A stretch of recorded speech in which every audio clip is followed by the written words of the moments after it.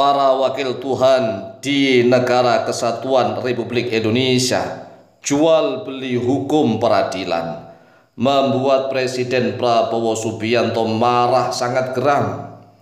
Oleh sebab itulah harus revolusi besar-besaran agar NKRI bersinar bercahaya terang. Jika tidak revolusi besar-besaran, maka Indonesia masih akan tetap gelap gulita. Oleh sebab itulah seluruh rakyat Indonesia, ayo suarakan revolusi, revolusi, revolusi. Langkah yang pertama adalah bubarkan DPR RI. Ini sudah jelas kenyataan bahwa para anggota DPR RI tidak bersedia membahas dan mengesahkan rancangan undang-undang perampasan aset tindak pidana korupsi. Ini bukti nyata bahwa para anggota DPR RI itu hanya main-main, tidak sungguh-sungguh untuk memberantas korupsi di Indonesia yang sudah mewabah di mana-mana.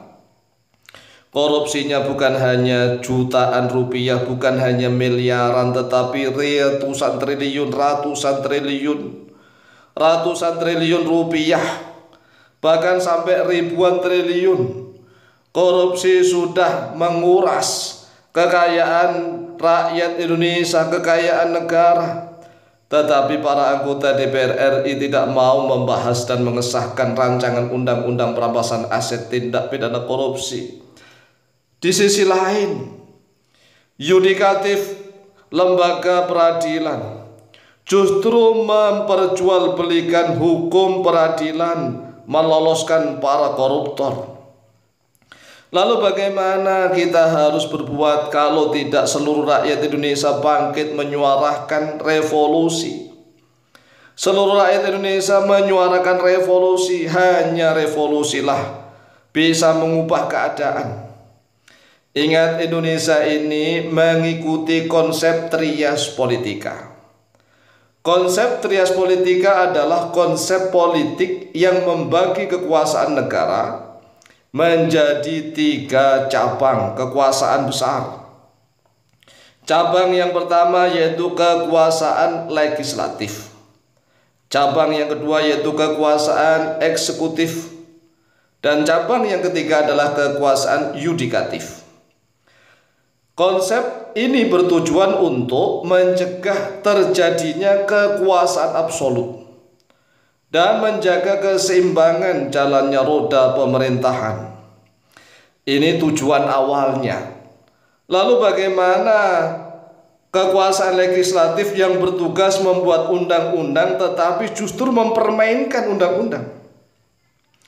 Para anggota legislatif, para anggota DPR RI sampai sekarang tidak mau membahas dan mengesahkan rancangan undang-undang perampasan aset tindak pidana korupsi. Lalu bagaimana Indonesia ini tidak gelap gulita? Jelas sekali Indonesia gelap gulita karena kekuasaan legislatif lebih mementingkan kepentingan mereka masing-masing daripada mementingkan kepentingan seluruh rakyat Indonesia. Kemudian kekuasaan eksekutif yang bertugas melaksanakan undang-undang dan mengurus pemerintahan. Beberapa kali periode presiden di Indonesia merasa kesulitan menangkap para koruptor. Ini kenyataan. Jadi mulai dari SBY kemudian Jokowi, sekarang ini Presiden Prabowo Subianto merasa tidak begitu bebas, tidak begitu langkahnya, tidak begitu luas. Karena memang undang-undangnya ini masih dipermainkan oleh para anggota DPR RI. Sehingga kekuasaan eksekutif yang seharusnya didukung oleh kekuasaan legislatif untuk memberantas korupsi dan mafia. Tetapi kekuasaan legislatif seolah-olah hanya main-main saja. Sehingga membingungkan bagi kekuasaan eksekutif. Sedangkan banyak sekali pengamat yang hanya menyalahkan eksekutif. Eksekutif selalu disalah-salahkan. Memang paling gampang karena dia adalah pelaksana. Jadi yang paling bisa dilihat oleh seluruh rakyat adalah pelaksana. pelaksana adalah eksekutif, dipimpin langsung oleh presiden. Oleh sebab itulah seluruh rakyat Indonesia harus mendukung, mendesak Presiden Prabowo Subianto agar berani untuk memimpin revolusi. Revolusi yang pertama, langkahnya adalah bubarkan legislatif, bubarkan DPR RI. Karena DPR RI kalau dibubarkan pun rakyat Indonesia nggak ada yang rugi. Nggak ada yang rugi, seluruh rakyat Indonesia nggak merasa rugi kalau anggota DPR RI dibubarkan semuanya. Oleh sebab itulah jangan ragu-ragu wahai Bapak Presiden Prabowo Subianto. Bubarkan DPR RI, nanti kalau sudah DPR RI dibubarkan, maka kita bisa melihat mana-mana ini yang harus benar-benar dibenahi lagi. Yaitu yang kedua adalah peradilan. Pengadilan-pengadilan negeri, pengadilan-pengadilan yang ada di Indonesia harus dibenahi.